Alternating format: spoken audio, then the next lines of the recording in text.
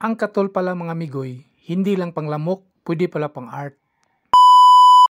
May adlaw siyang tanan mga migoy, kumbati ra. Dugay na kitas matagal mga migoy, so ito po tanin kumbati oh. Hashtag yung buanga. Akong giart karon mga migoy no, si Apo Wangod. Si Apo Wangod mga migoy pinanganak noong February 17, 1917 sa edad na 107 karon mga migoy ay isang Pilipinang mambabatok mula sa Buskalan, Tinglayan, Kalinga. Madalas siya inilarawan bilang ang huling at pinakamatandang mambabatok. Ang mambabatok pala mga migoy ay nanggaling sa salitang batok na ang ibig sabihin ay matamaan. Sa kabila ng kanyang edad mga migoy, kanya pa ring ipinagpapatuloy ang tradisyon ng pambabatok na kanyang kinagisnan. Si Apo Wangod ay mga migoy ang pinakamatandang at huling mambabatok ng kanyang henerasyon. Tubong Tinglayan Kalinga si Apo Wangod, kabilang sa grupong Butbut na bahagi na mas malaki pang pangkat. Si Apo Wangod ay mga migoy, nagsimula siya maging isang mambabatok sa edad na 15 years old na kanya pang minana mula sa kanyang ama sa tradisyon ng mga Butbut. Ang tattoo day mga migoy na kung tawagin ay batok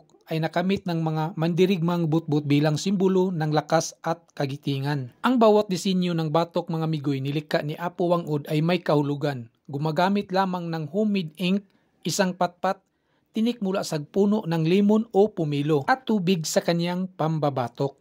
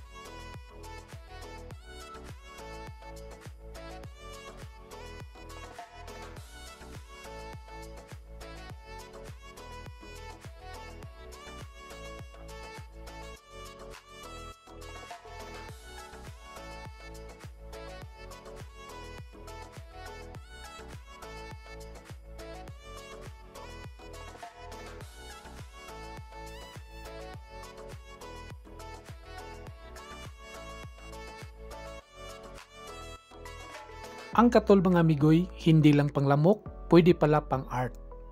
Thank you for watching mga migoy. Don't forget to like, share, subscribe sa akong YouTube channel, Papanis Vlog, o sa akong FB page, Papani.